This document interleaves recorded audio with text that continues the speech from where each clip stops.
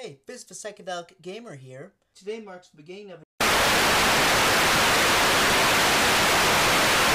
Enkei hayai, Kona-san. What did you say? Watashi wa ita.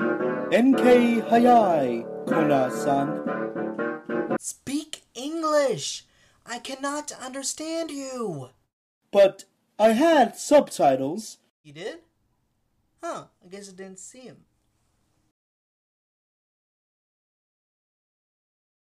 Oh, that's what you were trying to say. Next time you try to communicate with someone using subtitles, use white. Why are you saying not so fast? I reviewed every Power Rangers game that's been released so far.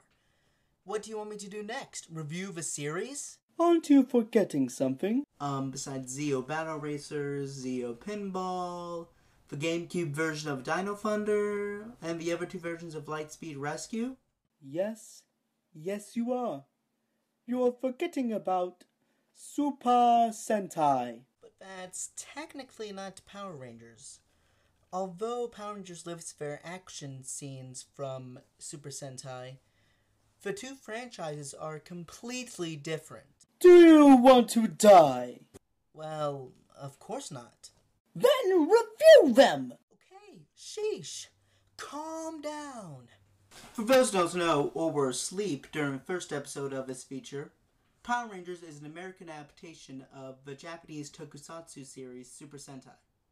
Despite this, however, the two franchises are completely different. Also, there are fewer video games based on Super Sentai series or game incarnations, whatever you want to call them, than there are based off of Power Rangers seasons, again, or incarnations or series, whatever you want to call them. The first one is a game for the Famicom based off of Chojin Sentai Jetman. So let's review that one first. The game's rendition of a theme is exactly how it should be. Merely an 8-bit rendition of a theme.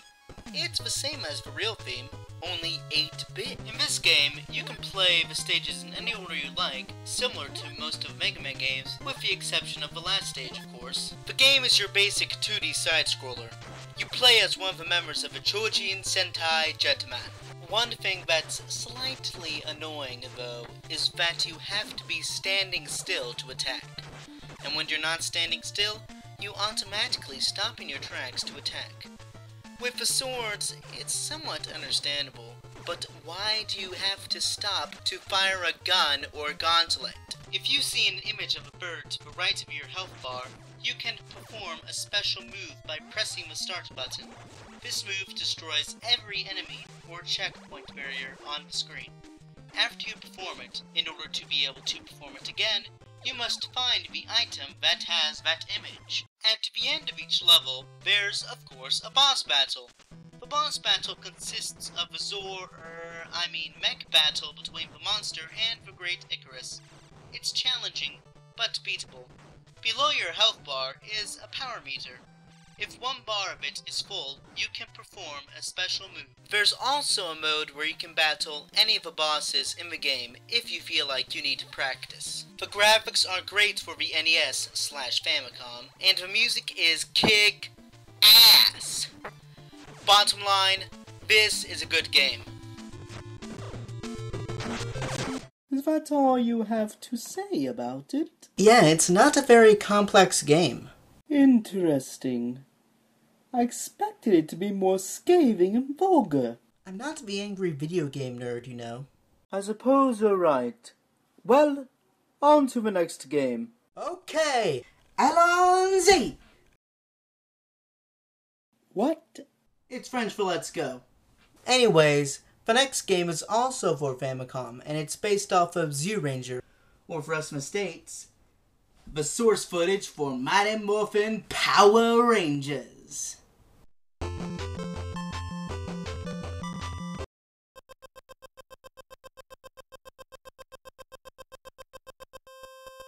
Aw, man, it's in Japanese! Oh, shut up! It's no big deal! I can't read Japanese, so it's a big deal. Well, don't you have an English version of it? Oh, yeah! I can't believe I almost forgot about that. The game's rendition of a theme is the same quality as the previous game, the same as the original, only in 8-bit. There are 2 modes in the game, main game and mini-game mode. The main game is a basic 2D platformer. You play as one of the Mighty Zoo Rangers, the colors determined by level, and you must fight your way to the boss at the end of each level. This game shares the same flaw as Jetman, not being able to attack while moving. Along the way, you collect power coins. If you collect a certain amount, your health is restored, and you see an image of a guardian beast. Shame that this is one of the only times in which they appear. At a certain point in the level, there's a door that you can enter. Once you enter it, you are greeted by Barza, and he gives you your ranger's special weapon. You know, power bow and stuff like that. The boss battle difficulty varies from boss to boss. The first boss is difficult, but beatable. In between levels, you are asked if you want to take a break from the main game and play a mini-game. I assume that it varies from level to level on what game you play, but I'm not too sure. Also, it wouldn't be too much of a stretch to say that the games you play in the mini-game breaks are the same as the ones in the mini-game mode. The mini-games are Bendora's Quiz, Barrier Block, and Doki Doki Bomb. Pandora's Quiz is basically a Zoo Ranger trivia quiz. Pretty simple. Barrier Block is basically Pong with the Megazord, the Daijujin, versus the Dragonzord, the Guardian Beast Dragon Caesar. In order to win, the ball must hit the Dragon Caesar once. And the last minigame is Doki Doki Bomb. It's basically volleyball with bombs. You play as the Daijujin against Lamie. If the ball stays on one side of the field for too long, it will explode. The goal is to make it explode on Lamie's side enough times to destroy her. The graphics are pretty good for Famicom/NES. The music is decent, but I wish it wasn't the same for each level. Bottom line, this is a good game. Still no major complaints? No major complaints. It's an okay game. I see. Carry on. Okay, on to Car Ranger! Or for us in the States, the source footage for Power Rangers Turbo, the season that almost killed Power Rangers. You know, it's ironic that Car Rangers saved Super Sentai, but Turbo almost killed Power Rangers. Oh well. This game was released for the Sufami Turbo, an add-on for the Super Famicom, but it might as well have just been released for the Super Famicom without a Sufami Turbo, since no linking is present. The game's rendition of the theme is not exactly like the show, but still fairly similar and still a pretty good piece of music. The game is basically a 2D platformer, akin to the Mighty Morphin Power Rangers game for the SNES somewhat. You play as one of the Car Rangers as you try to recover missing cars by collecting a certain amount of parts. It has simple yet addicting gameplay. However, it still shares a flaw from the past 2 games, not being able to move and attack. It doesn't hamper the experience though. Certain Rangers have special abilities. Blue Racer can slide like video game stars Sonic and Mega Man. Green Racer can float like Peach does in Super Mario Bros. 2. And Pink Racer can double jump. One of the main challenging aspects are the boss battles, but they're not impossible to beat. It might take a few tries, but it's worth it. I mean, who wouldn't want to punch Elgar? What might make this game a little too easy is the fact that it has no fatal drops. It is literally impossible for you to die from falling. When you fall in a hole, you are transported to this weird underground junkyard-like area. Once you get to the end of that area, you are then transported back to the surface. In some cases, this actually helps you get to the boss quicker. The music is kick-ass! I mean, just listen to the character select screen music.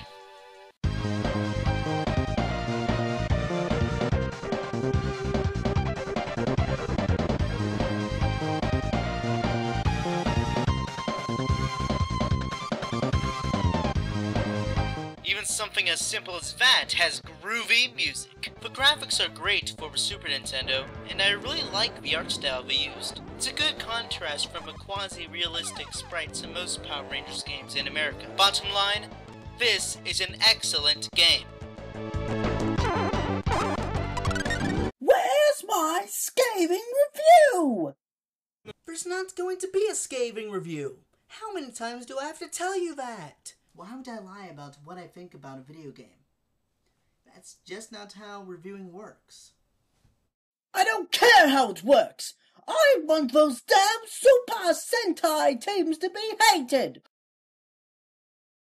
Well, maybe you'll hate these two games. Alright. But those games do look pretty awesome. The next game is Sentai! The game is your basic beat-em-up.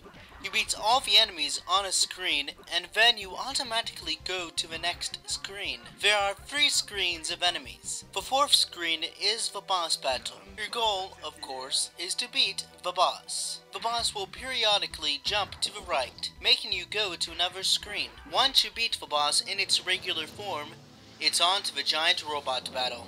First way is a third-person view in which you move the Gao King right and left in order to dodge the monster's blows. At a certain point, you can move it closer to the monster, which brings me to the second way you control the Gao King. The second way is in this first-person viewpoint. This way is where you can do the most damage to the monster. At certain points, the Gao King performs a special move. Once a monster is defeated, Gao King finishes it off with its finishing attack. The graphics are just superb for the PlayStation. These graphics look like low-end Dreamcast graphics. Bottom line, this is a good game. The last game for today is...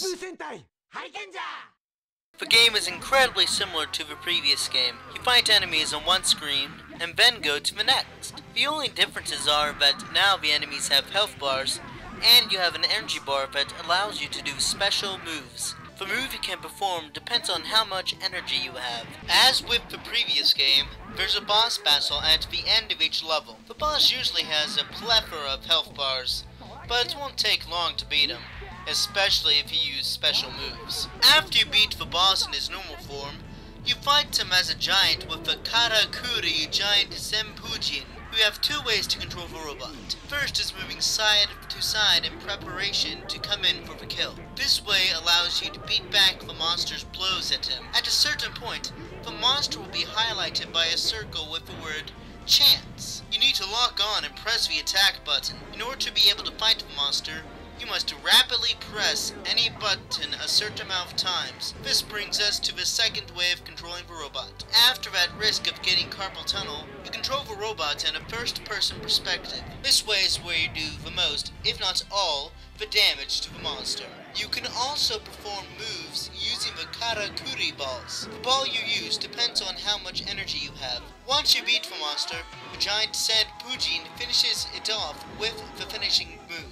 One difference from the previous game that I forgot to mention is that you can choose which ranger you want to play as, whereas in Gao Ranger, you can only play as Gao Red. The graphics, once again, are superb for the PlayStation. Bottom line, this is a good game. You never gave me a scathing review! I like these games. Is that a crime? Yes. You now have a bounty on your head that's bigger than all the Gokaiger's bounties combined. Only in terms of the Zangief Empire. I'm not a citizen of that empire. So why should I be bothered by it? Besides, you're a fictional character. Why should I take your threats seriously? Fictional character? That's absurd. I'm not a fictional character. For that mark of stupidity, you don't deserve a bounty. In fact, you're the fictional character here. Good day, wretch!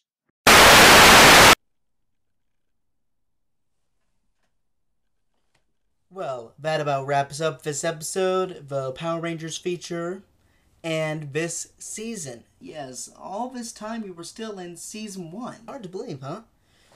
But the new season will begin shortly, I hope. So, this is the Psychedelic Gamer here saying peace and love, and I'll see ya next time.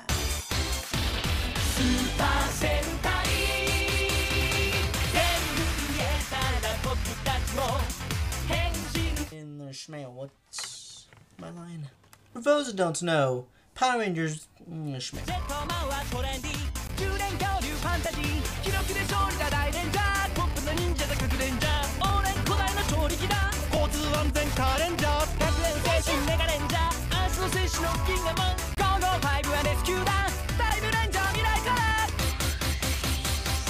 Power Rangers is a schmail. Power Rangers is schmail. It's also a classic. I'm not the angry video game, you know. No, yeah, I'm not the angry video game. Otherwise, I wouldn't be living.